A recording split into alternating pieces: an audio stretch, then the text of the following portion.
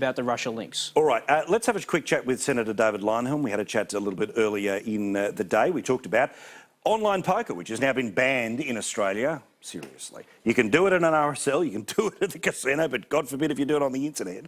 Whereas a lot of the stuff that is legal on the internet, you couldn't do in public anywhere whatsoever. Anyway, that's been banned today, and obviously his views on 18C. I had a chat to the Senator from New South Wales a couple of minutes ago.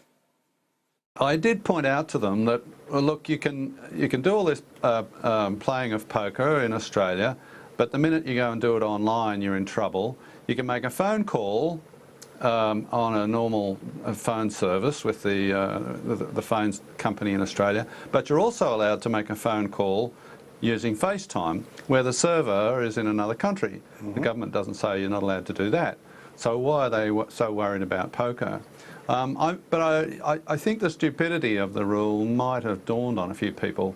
So there was a suggestion that perhaps something might change if I push it a bit.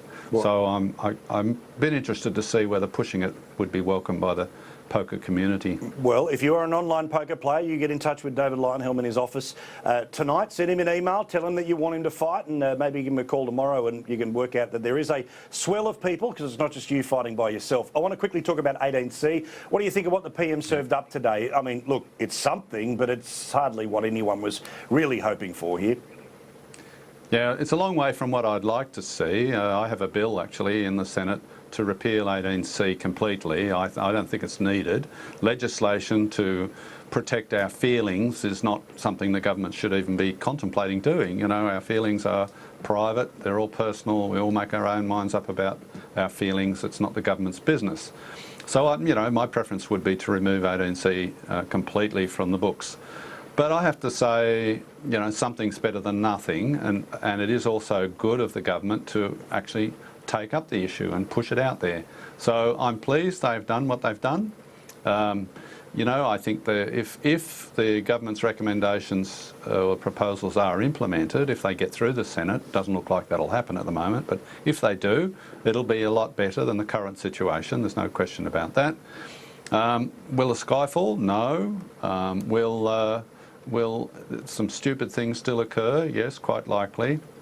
But at least if the government's proposals are implemented, the QUT situation probably wouldn't occur. And I don't believe in allowing the perfect to become the enemy of the good. So, you know, something's better than nothing on this front. And I think it's the right thing for the government to do. Puts the pressure on those people in the Senate, Labor, the Greens, the crossbenchers who won't cooperate, to justify why you're standing in the road of free speech. Thanks very much for watching. Now, David Leyonhjelm, we will discuss this idea, because I've got to say, I can't see the great problem with online poker, but Peter Cridland does, and we'll have a break, and I look forward to her view in a moment or two's time. Do I have to yell at another panellist?